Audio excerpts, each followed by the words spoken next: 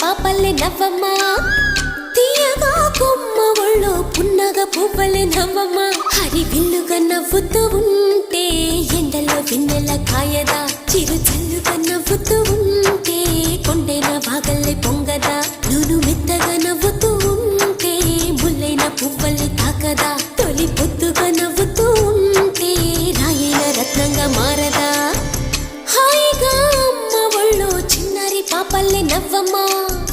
తీయగా కొమ్మ ఒళ్ళో పున్నగ పువ్వలే నవ్వమ్మ